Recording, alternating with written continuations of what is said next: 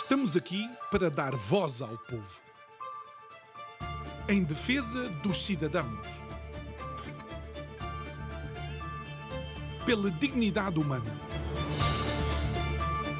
Todos temos deveres, mas também todos temos direitos. Será que existe justiça? Isto é o povo a falar.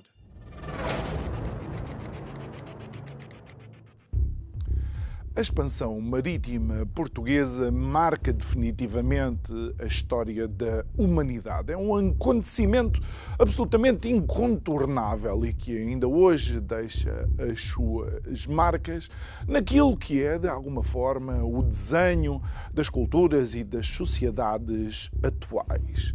A verdade é que a capacidade de relacionamento dos portugueses da época com outras culturas era muito sui generis. E sui generis no sentido em que fomos capazes tanto de levar coisas nossas como de adotar coisas dos outros com a mais absoluta naturalidade. E não foi só nos sítios onde você pensa. Se acompanha este programa, ainda se recorda certamente daquele monólogo em que eu disse 5 ou 6 palavras japonesas que têm origem portuguesa e que significam quase a mesma coisa. Bom, olhando para o português, nós conseguimos entender que o português era e é ainda um cidadão do mundo, sempre de malas prontas. Mas essas malas não estão somente prontas para sair, como também estão sempre prontas para regressar à sua pátria. Boa noite, o meu nome é João Nuno Pinto e isto é o Povo a Falar. Estou consigo de segunda a sexta-feira, neste mesmo horário, emissão em simultâneo, Curiacos TV e Rádio Vida 97.1. O tema para este mês de junho, obviamente tem a ver com o 10 de junho, tem a ver com Portugal, as comunidades portuguesas, tem a ver com a nossa língua, Tágides, as ninfas do Tejo em quem Camões procurou encontrar inspiração para aquela epopeia que são o livro Os Lusíadas. Mas aquilo que nós vemos atualmente, e voltando a esta capacidade de ser culturalmente influenciador e influenciável, aquilo que nós vemos atualmente é uma tentativa de homogeneização das sociedades e das culturas, mas que está assente num paradoxo.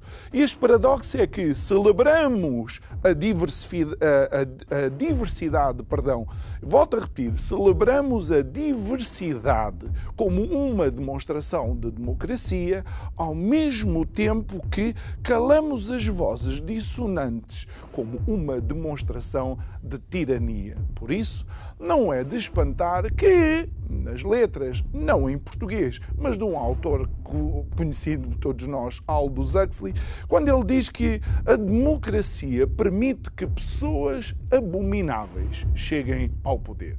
Eu acho que ele tem razão.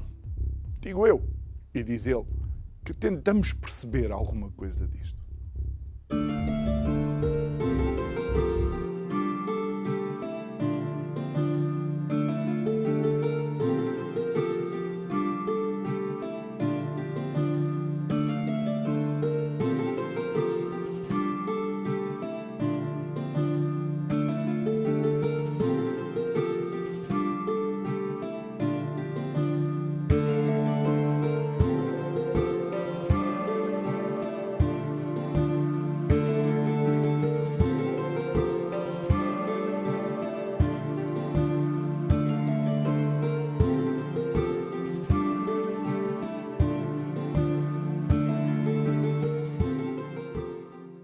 E de volta ao nosso estúdio, se eu estou diferente em relação àquilo que você estava a ver no monólogo, é porque a produtora mandou-me apertar o botão que eu carinhosamente chamo o botão Zezé Camarinha, uma outra figura incontornável da história das praias algarvias.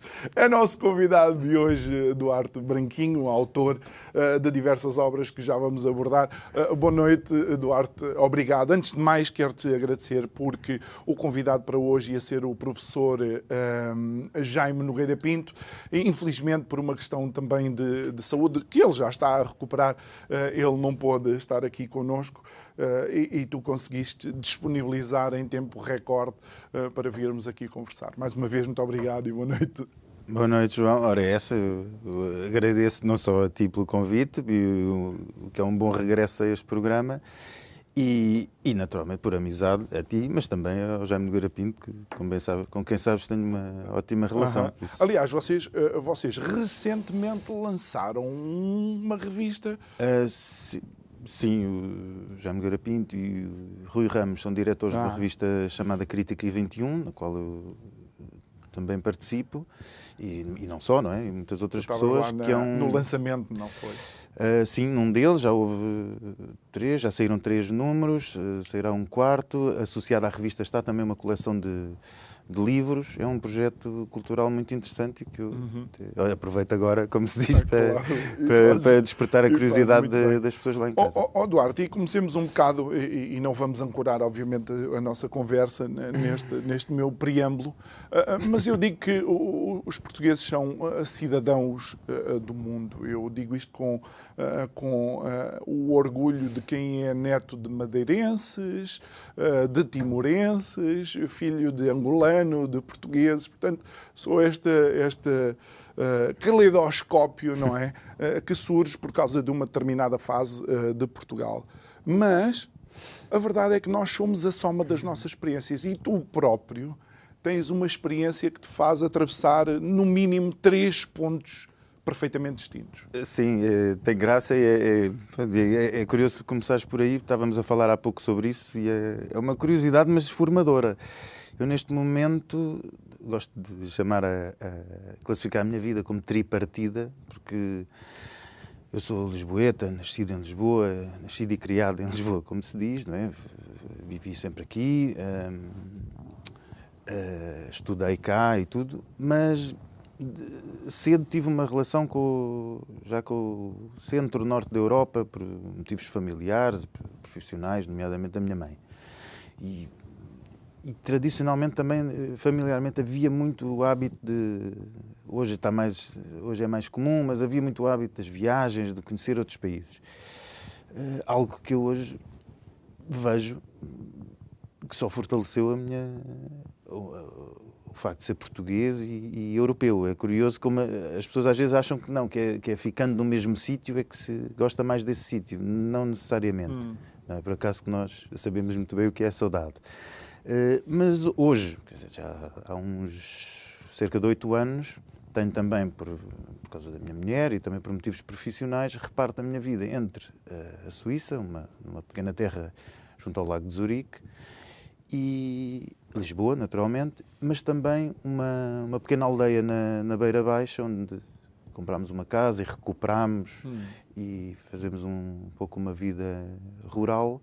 Por isso são 3 realidades totalmente distintas, mas que me permitem, a mim como observador que me conheces de diversas realidades, permitem ver como o mundo está a mudar. Né? Esta é aquela frase, aquele chavão do o mundo está a mudar. Claro que o mundo gira sempre e muda sempre. Vamos ver para onde muda. Mas neste sentido é bom ver como o mundo está a mudar, mas muda a diferentes velocidades e de forma diferente. Realidades diferentes. Mesmo no caso da Suíça, para uma pequena... E neste caso estou a falar só dentro do mesmo cantão. De uma pequena cidade para a capital, as diferenças são mesmo assim substanciais. E no curso de 8 anos eu tenho visto grandes diferenças. E não achas que então... ou eu fui longe demais quando digo que há uma tentativa de homogeneização cultural, independentemente daquilo que é o background e do espaço geográfico, da história? Sem dúvida, não podia estar mais de acordo. Há uma notória homogeneização em curso, um processo de homogeneização em curso, para ironizar, mas, e como dizes, e assente num paradoxo, que é a promoção da diversidade que leva à homogeneização. Ou seja, há aqui os pressupostos estão filosoficamente errados. Sim. Quer dizer, se uma das premissas está errada, esta equação tem que dar sempre 0. Claro. E Mas há também aquela ideia, eu vejo hoje, por exemplo, como movimentos, como o wokismo, como se chama, e outros. Lembro-me sempre de uma frase do Gomes Dávila que dizia bem, os participantes de um movimento nunca sabem de onde é que ele veio, nem para onde vai. É aquela ideia de que uma pessoa cai na corrente e deixa-se levar. E sinto que isso acontece com muitas pessoas que, com as melhores das intenções, que é outra das expressões que nós sabemos que com as melhores das intenções se cometeram os crimes mais atrozes, com as melhores das intenções estão a, lá está, falando no caso português, mas também europeu, e de outros pontos do mundo, naturalmente, a descaracterizar as suas sociedades, a inverter os valores familiares e a estragar principalmente o sentido de comunidade, que é aquilo que, bom, para mim, que acho que a ligação entre o indivíduo e o individual e o universal se faz através de uma comunidade, para mim não podia ser pior. Nós já lá vamos a esse tema, ainda continuando aqui nesta tua vida tripartida, por assim dizer. As pessoas, por vezes, ao não saírem, e por vezes, nem toda a gente tem a possibilidade de sair, mas para isso também existem os livros, os documentários que nos fazem viajar no próprio sítio. Mas tu crees que há uma falta de uma maior mundivisão e este fechar sobre si mesmo também não nos permite, obviamente, valorar aquilo que nós podemos agregar aos outros e receber dos outros? Sim, sem dúvida. Até porque eu lembro, por exemplo, muito jovem, quando ainda não era muito hábito haver tantas viagens, eu ia regularmente à Bélgica e à Inglaterra, principalmente, e lembro-me, miúdo, falava com os meus amigos e eles diziam, as coisas são assim. Pronto, nós criamos sempre uma ficção daquilo que são as outras realidades que vemos através dos filmes na altura, não era? E do que lemos, da banda desenhada, ou o que seja. E em muitas coisas eu dizia sim. E principalmente nessa altura, nos anos 70, 80, havia ainda, hoje já não há tanto, mas havia muita a depreciação daquilo que era português e nacional. Não é? Lá fora é que é bom, hoje ainda há muito, mas lembras-te, quando nós éramos miúdos havia muito mais isso. O que é português é naturalmente mau, lá fora. Mas responsabilidade nossa. Sem dúvida. Responsabilidade nossa.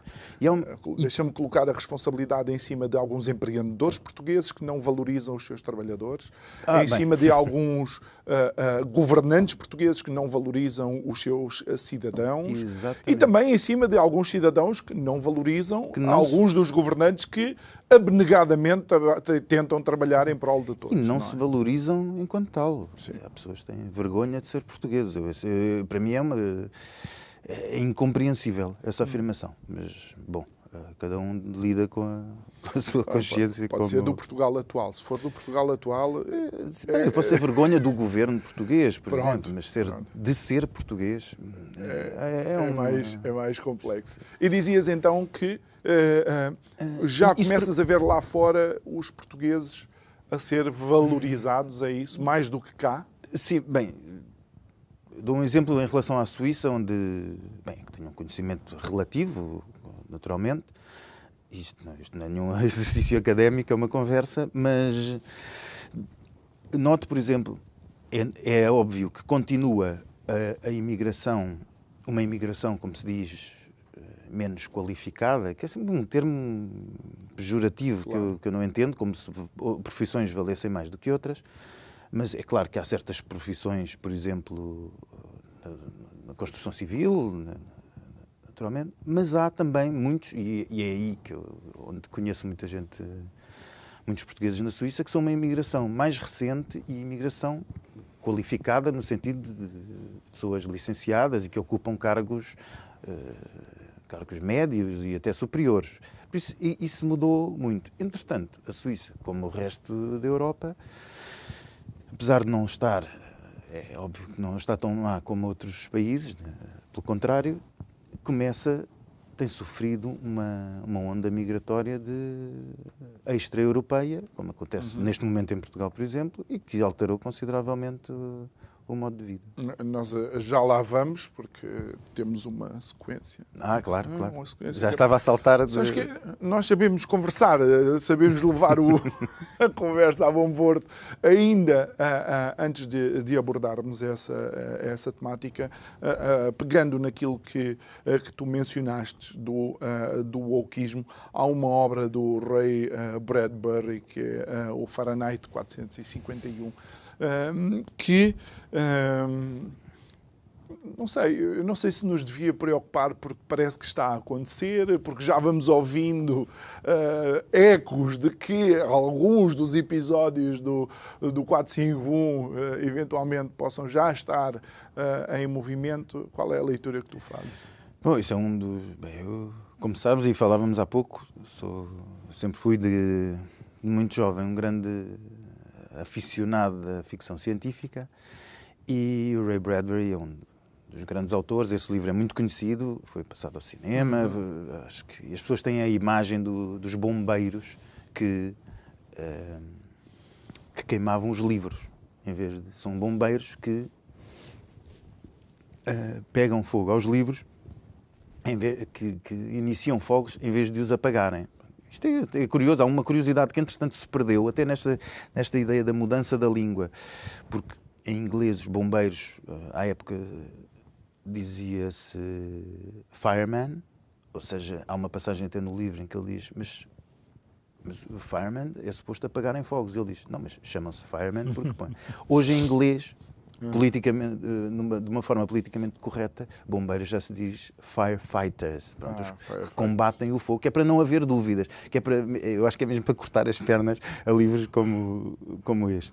E de facto, bem, o Bradbury tinha uma ideia, como é óbvio, a ficção científica é uma imagem, e no caso do Fahrenheit 451 é claramente aquilo que se chama uma distopia, ou seja, é o contrário de uma utopia, é uma visão do futuro onde as coisas não correm bem e que nos mostra que a tecnologia pode ser mal utilizada, pode levar-nos por caminhos contrários àqueles que queremos.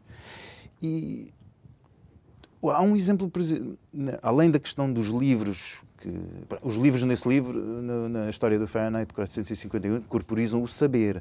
E o próprio Bradbury disse, numa entrevista no final da vida, que, já muito velho pelo menos, que a sua intenção não eram só os livros. Ele assistiu até à massificação do saber como hoje temos.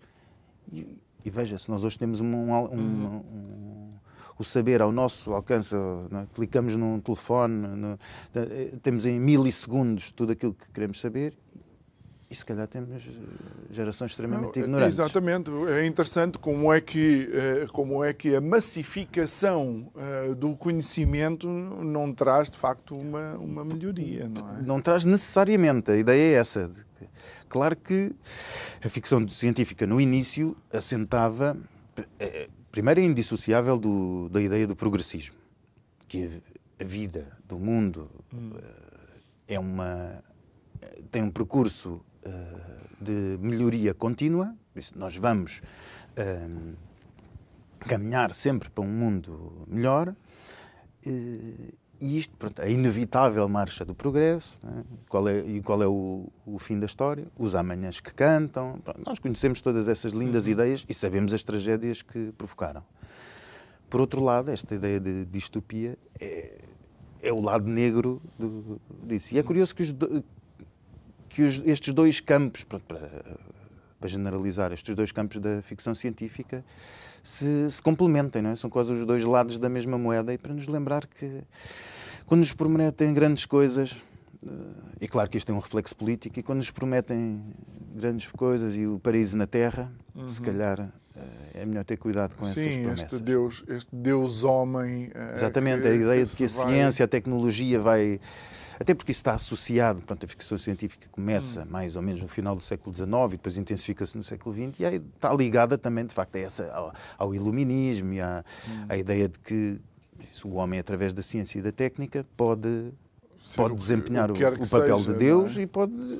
E como tal pode criar o paraíso na Terra. E já agora deixa-me mencionar, ainda antes de irmos a 1984, que é uma outra lista Sim, é outro que tu apresentas aqui, como é que tu lês, por exemplo, um autor como o Harari?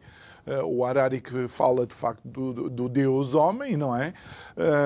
Que tem mentes onde parece progressista, mas que agora parece que travou a fundo com esta questão da inteligência artificial e é um dos, e desculpa a expressão, cavaleiros do apocalipse daquilo que a inteligência artificial pode trazer.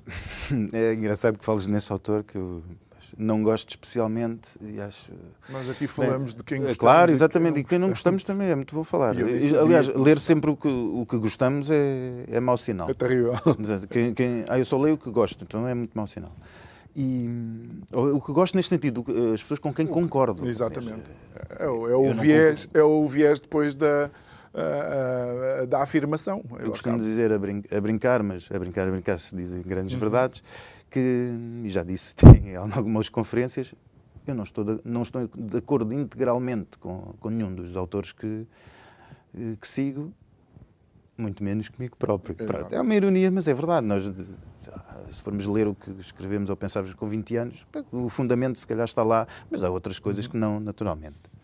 Relativamente ao Harari... No caso do Harari, os primeiros livros, de facto, as primeiras ideias, ele aparece como é uma utopia, é uma nova utopia. Parece que é um regresso, claro, ao século XIX, início do século XX. Quer dizer, vai ser tudo bom, a tecnologia vai permitir... Um pouco, também ele é contemporâneo também da ideia do fim da história, não é? Vão acabar as fronteiras, tudo eu acho fantástico essas ideias brilhantes. Pois eu acho que deve dar algum conforto às pessoas que estão num resort turístico no verão a ler isso e que passam por inteligentes, ou seja, a ler isto no seu círculo de amigos e ao mesmo tempo sentem-se bem com aquilo. É quase um soporífero. Mas entretanto, ele aproveita, como bem dizias, porque há também aqui uma janela do mercado, como se diz agora. E de repente, a questão da chamada inteligência artificial veio trazer os medos, lá está, distópicos e outros, e há aquela ideia de que, porque também é o velho dilema da ficção científica. Será que o homem é capaz de dominar a técnica? Será que a técnica se desenvolve a um ponto tal que ela começa a dominar o homem? Não é o Rise of the Machines?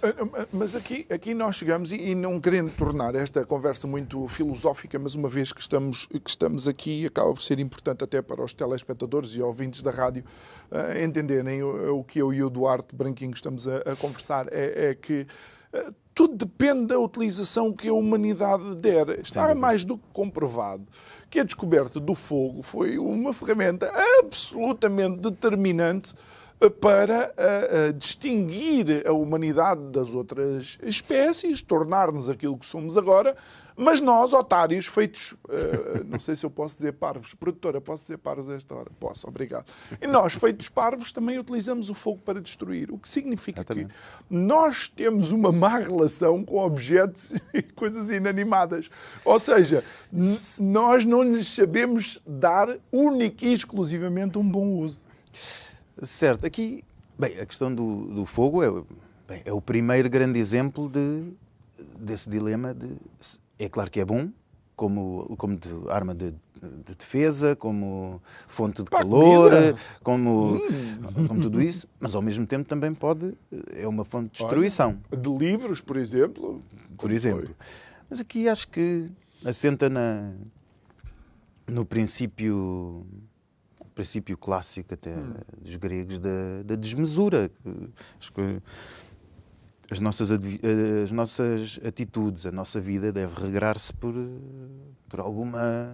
um equilíbrio, quanto mais não seja, e devemos evitar a ubris, a desmesura. E achas que é essa desmesura que depois nos cria aqui os desequilíbrios que temos que lidar? Nós vamos aproveitar agora este momento e vamos até à nossa rúbrica de direitos e deveres e depois continuamos para conversar com o Duarte Branquinho. Até já.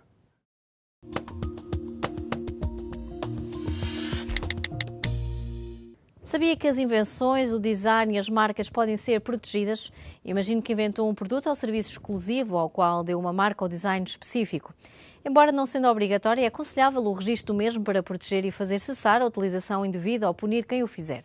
O registro faz-se no Instituto Nacional da Propriedade Industrial e pode ser feito através da internet ou presencialmente nos mesmos serviços. Depois do registro da sua marca ou design, é possível impedir que outra pessoa os use sem o seu consentimento e também evitar que o seu produto seja retirado do mercado por inviabilidades. Agora já sabe, deixe tudo registado para não ter problemas no futuro.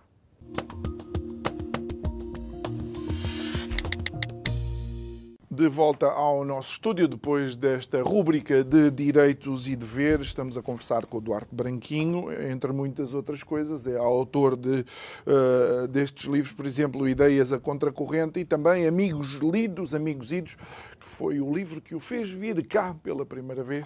E então estamos aqui na continuação dessa tua primeira participação e estamos a falar de como existiram autores noutras épocas que... de alguma forma, e aqui é onde eu tenho dificuldade em, por exemplo, olhando para Orwell, para o 1984, isto era ficção científica, isto era George Orwell a dar uma de Nostradamus e a fazer uma profecia em relação ao futuro? Era, mas... Tenho que começar. Não resisto a um apontamento filosófico. Há a ideia de uma separação clara entre passado, presente e futuro é sempre muito difícil, não é? O que é passado é o que falámos há pouco antes do intervalo. O que é o presente é agora mesmo, mas isto passa... Como é que definimos isto? Por isso há sempre uma interligação entre tudo. Como Einstein, tudo é relativo. Exato. E aqui eu gosto de pensar, e cingindo-me ao caso do Orwell, e principalmente ao 1984, que é claro que é um livro que olha para o futuro, dá-nos um futuro consoante também à altura, o tempo em que o lemos, mas está a referir-se a um passado presente. Portanto, o Orwell há uma inspiração direta que é da União Soviética e do sistema totalitário soviético, isso é indiscutível, e aqui há uma questão que as pessoas gostam muito também de distinguir entre direitas e esquerdas. No caso do Orwell, até era uma pessoa à esquerda, era um socialista libertário, mas totalmente que reprovava naturalmente a União Soviética e o sistema totalitário soviético. Mas na perspectiva do futuro que me perguntavas e que é mais interessante. Sim, se era ficção ou se era uma visão de uma possibilidade. Acho que muitos dos que estão a ouvir-nos e a ver-nos sabem pelo menos a ideia da história do livro, do grande irmão, era o grande irmão que vigiava tudo e todos, através de um instrumento muito curioso, que era a televisão. E aqui o Orwell prevê duas coisas fantásticas. Atenção, o livro chama-se 1984 porque foi escrito em 48. Portanto, acho que é essa jogada. Mas esse trocadilho. Estamos a falar nos anos 40. 48, logo a seguir à Segunda Guerra Mundial, numa fase de reconstrução. Reconstrução e uma fase de afirmação do poder soviético, não nos esqueçamos. Sim, mas uma coisa, um período em que a televisão era um objeto raro e ninguém previa a massificação da televisão. Exatamente. Televisão em casa de toda a gente. Ou seja, se eu ler o livro no finais dos anos 50, 60, em Portugal ainda... não, mas em Inglaterra digo, fantástico. Este autor fez aqui uma previsão acertadíssima. A televisão em todos os lares. Mas se nós lermos o Orwell hoje, vemos mais ainda. Vemos a televisão. Nós não vemos só a televisão, que é aquilo que aparece no 1984, a televisão vê-nos a nós. Ou seja, a televisão, entre aspas, controla-nos. O que é essa televisão hoje? É a internet, são os nossos telemóveis que recolhem os nossos dados para fins comerciais e outros, como sabemos, e detectam a nossa localização. E tudo Duarte, basta pensar. E como são as coisas, como o ciclo se está a fechar, e acho que, de facto, a humanidade tem que repensar, de facto, naquilo que é para ela. Muitas são as histórias, no início da televisão, de famílias que se vestiam a rigor para estar em frente ao ecrã da televisão, porque diziam, os senhores estão-nos a ver. Estão-nos a ver. Essa ideia de quase o que é que está por trás do espelho. Mas agora estão mesmo. Agora estão mesmo. Estão a ouvir. Isto não é teoria de conspiração nem nada, estão a ouvir. Todos nós Bem, eu tenho alguns amigos que não usam telemóvel, o que é estranho neste tempo. Mas tenho. Mas quer dizer, qualquer pessoa sabe, tendo um smartphone, eu adoro esses nomes, né? Smartphone dumb people. Né? Mas nós sabemos que se falarmos muito agora de colchões ortopédicos, o mais natural é daqui a pouco, numa das redes sociais que consultamos, aparecer um anúncio exatamente do colchões ortopédicos. Olha, e voltando ainda a 84, uma das coisas que eu acho interessante no Orwell é que, vocês desculpa, não é mudam as moscas e a porcaria é a mesma, é que me parece que aqueles que são as eventuais vítimas da opressão que Orwell pensava mudaram de setor. Ou seja, agora os oprimidos e os calados, os perseguidos e os controlados são aqueles que não afinam pelo mesmo diapasão do mainstream. Sim, é verdade. Hoje, mas em termos... Há aqui uma ligação também, vou dar um salto, já me conheces, um salto quântico, não é? Os saltos quânticos das conversas, mas também é mesmo assim, isto não é um alinhamento... Há aqui uma questão, em especial a partir da instauração da sociedade de consumo, a instauração do que podemos chamar politicamente correto, ou o que é que está a dar neste momento. Veja-se, por exemplo, a sociedade de consumo no seu esplendor, que foi a América dos anos 50, os Estados Unidos da América nos anos 50. Todas as empresas se regiam e tinham cartas que diziam: nós regemos-nos pelos valores cristãos. Havia prédios em Manhattan que iluminavam as janelas de forma a fazer a luz, uma cruz iluminada. E diziam aos seus funcionários, tinham regras nas empresas, deviam seguir os valores cristãos. Bom, eu imagino para qualquer cristão na época dissesse: ora, isto está muito certo, está certíssimo. Mas é curioso que, ao longo dos tempos, esses valores vão-se alterando. E se formos a ver, são os valores que são os valores que estão na moda na altura. Não vamos agora analisar todos, mas vamos dar o salto para hoje. As empresas todas, nós vamos a qualquer loja e tem um símbolo da bandeira do arco-íris e os símbolos os símbolos do wokeismo, as palavras de ordem da nova religião autêntica. Mais os funcionários recebem e-mails o seu comportamento deve regrar-se pelo respeito à diversidade, a tudo isso. Vejamos, chega até a uma questão íntima, que é o caso das casas de banho, por exemplo. Deixa de haver casas de banho separadas. E quando nós pensamos, quais são então as verdadeiras crenças das empresas? Não são nenhumas, a crença é o lucro.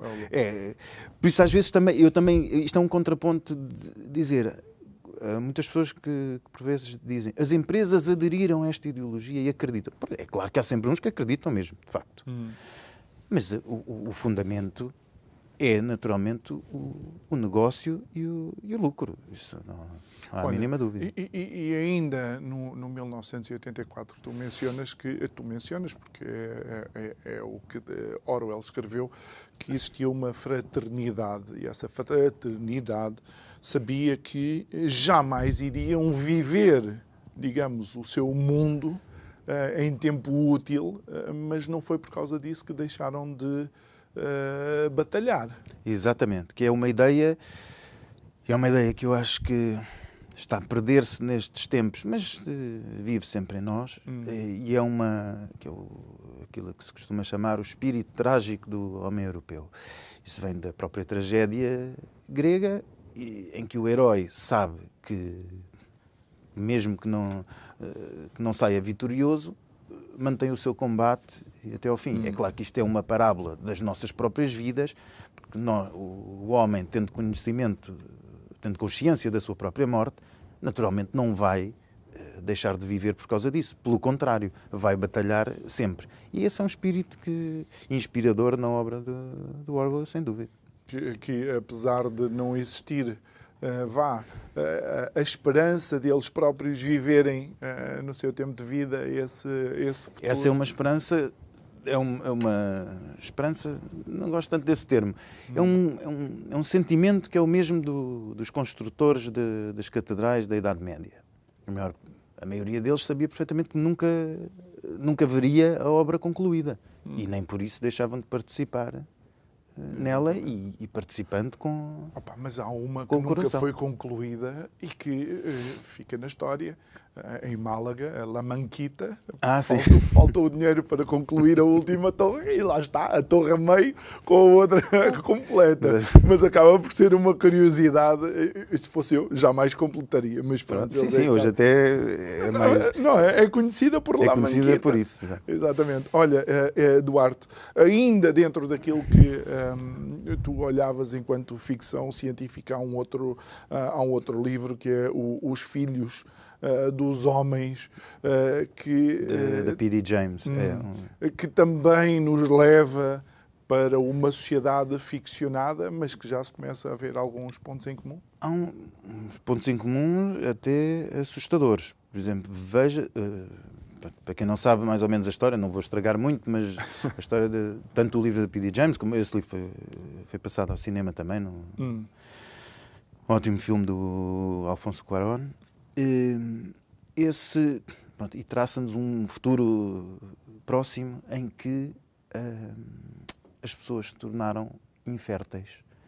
E não há praticamente crianças. Não vou estender muito mais a história, mas a história roda à volta disso e à volta de um bebé que nasce, não é? Que é naturalmente uma esperança do futuro. Mas é, no mínimo, curioso que estejamos a assistir hoje, por exemplo, a taxas altíssimas de infertilidade nos países ocidentais, no mundo euro-americano, mais concretamente. Não só isso, como também ela retrata no livro uma série de realidades que hoje começamos a assistir e que, quando o livro foi escrito, eram impensáveis, como, por exemplo, campos de refugiados dentro da Europa Ocidental, neste caso em Inglaterra, de uma insegurança permanente, uma classe altíssima que vive entre intramuros, altamente segura, e uma classe média que vive perante o medo de uma violência generalizada, de terrorismo e outra, como nós hoje vemos, as cidades hoje estão muito mais violentas. Há uma classe dos ultra-ricos que vive sobreprotegida e depois isso hoje ainda não acontece, mas em Portugal e na maior parte dos países, mas certas zonas de não-direito em que bandos de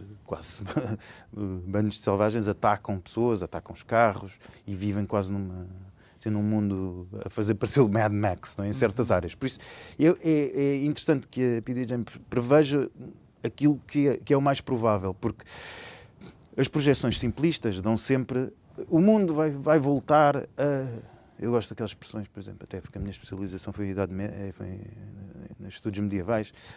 O mundo vai voltar à Idade Média. Como se a Idade Média primeiro fosse una e fosse toda má.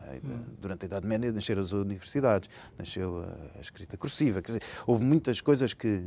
E não era nada uma idade das trevas, era pelo menos era muito até das cores, até no vestuário e tudo. E aqui acontece exatamente a mesma coisa. Por isso, o futuro não vai ser nem todo árido, nem todo pobre, nem todo brilhante e radioso. Muitas realidades se vão acumular. E esta é uma tendência que estamos a ver. Não quer dizer que seja inevitável, mas é... Olha, e isto leva-nos um pouco para aquilo que é também... por assim dizer, um traço da história de Portugal. Nós podemos dizer que os portugueses foram dos primeiros globalistas, não é? Foram dos primeiros, fala-se na aldeia global que teve início teve a forte participação da expansão marítima portuguesa. Mas, entretanto, por sermos um dos países com uma baixa taxa de natalidade, por sermos um dos países mais envelhecidos, de tempos a tempos a questão da imigração acaba por ter influência e ter algum peso naquilo que são as conversas entre os cidadãos. Qual é a leitura que tu fazes? O que é que tu vês? O que é que tu conheces? O que é que tu vais lá fora também tens apercebido? Nem de propósito, este programa chama-se Isto é o Povo a Falar. É muito importante este título, porque não são os governantes a falar, não são os teóricos a falar, não são os professores de Sociologia e os mestres em integração que falam. Alguns são professores. Mas neste caso é o povo a falar. Pois. Ou seja, são as pessoas que veem na rua um país que está a modificar-se aceleradamente e que se está a transformar noutro país, diferente daqueles que conheciam e diferente daqueles que os pais, os avós conheciam. É claro que as coisas mudam. A transformação é uma realidade. Apesar de eu recusar naturalmente todas essas utopias, como falávamos há pouco, dos amanhãs que cantam e de que vamos sempre andar para melhor, nós sabemos que não é assim. Não. Aliás, há uma... Os factos são inegáveis. Claro, as coisas... Podemos olhar para a história de Portugal, da Europa, de qualquer outro país. Há momentos e momentos. Há momentos... E dentro dos momentos maus há coisas boas que aconteceram e vice-versa. Isso não... Essa ideia, por isso é que as ideias também do querer regressar a uma época de ouro é simplesmente estúpido. Porque a época não era totalmente de ouro e não podemos regressar. Na questão da imigração, repara, João, como era um tema completamente ausente das conversas em Portugal, seja de café, seja no Parlamento, em todos os níveis, e neste momento impôs-se, como é o elefante na sala, como se costuma dizer. O que é que aconteceu? Eu sempre fui um observador destes fenómenos noutros países, até pelo que falámos no início do programa, pelas diferentes imigrações, porque não se pode também classificar a imigração como um fenómeno único, naturalmente. Não é? Há sempre o caso de... Em Portugal temos uma ideia pequenina que me incomoda muito, que é achar que só aqui aconteceram certos fenómenos. Um deles é o fenómeno imigratório. E toda a gente diz, os portugueses imigraram para a França, por exemplo. Até porque as pessoas têm memória curta, por regra, e vão buscar o exemplo mais recente. Parece que os portugueses nunca foram para outros sítios. Por exemplo, para o Brasil, um dos grandes fenómenos migratórios da história portuguesa. E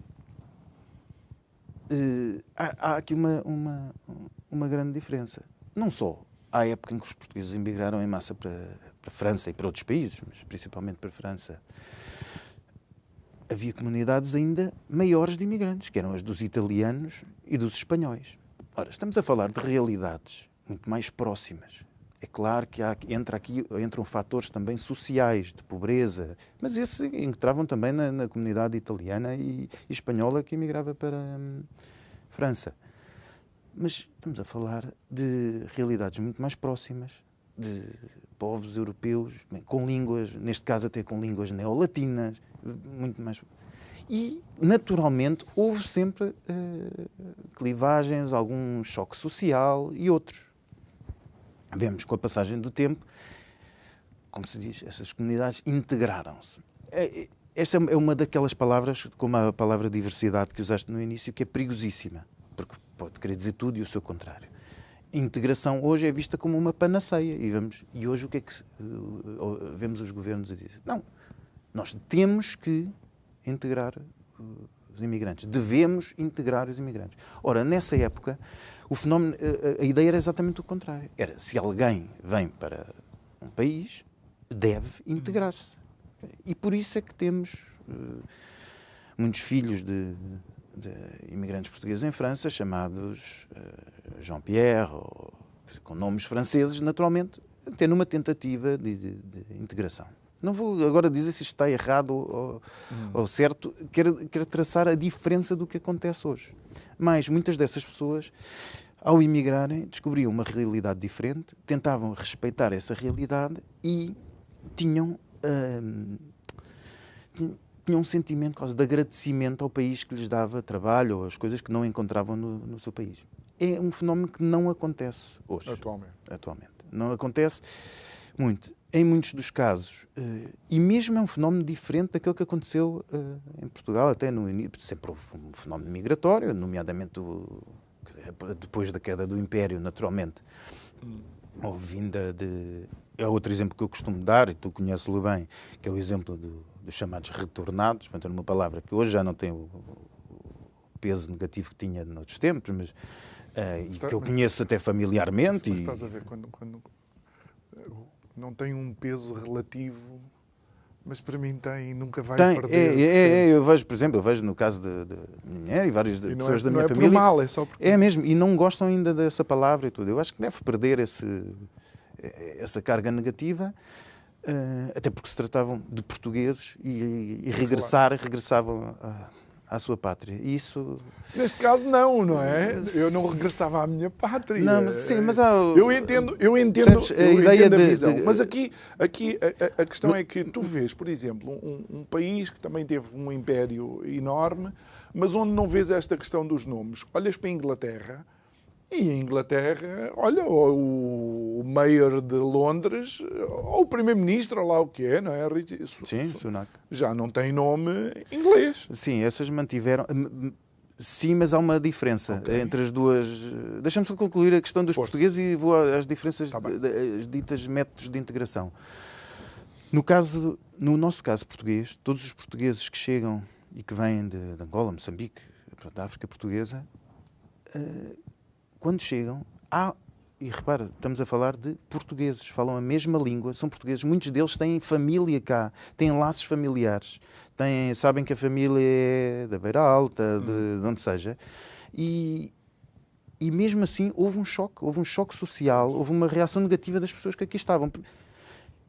Como é que, com pessoas que não falam nem a nossa língua, nem sequer línguas que não são sequer da nossa família linguística, pessoas que são etnicamente diferentes dos portugueses, que têm hábitos culturais que estão nos antípodas dos nossos, como é que se espera que essas pessoas, por artes mágicas, porque lhes atribuímos um documento de identificação, se tornem magicamente portugueses? Mas não achas que esse é o desafio? Que as pessoas possam preservar algumas coisas da sua cultura ao mesmo tempo que respeitam o sítio onde...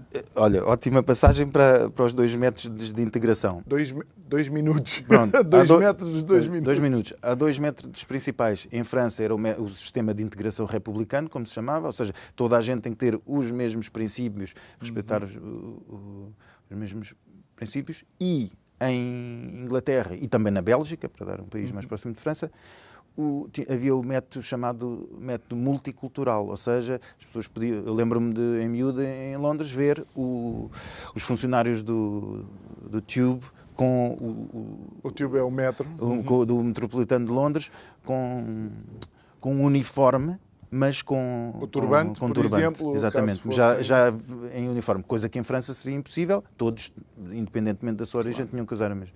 Uma coisa se revelou, nenhuma dessas formas de integração resultou, e hoje temos visto uma escalada do crime violento e em especial uma vinda de pessoas que vêm com um ressentimento e que vêm simplesmente com um sentido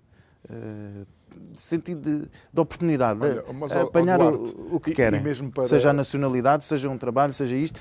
Mesmo para terminar, não crees que também por causa da atitude das forças ocidentais ou dos poderes ocidentais, algumas populações eventualmente terão razão em estar ressentidas? Bom, isso... Bem, a razão... o ressentimento é sempre um dos motores da história e é inevitável. E acabamos sempre com a mesma comparação.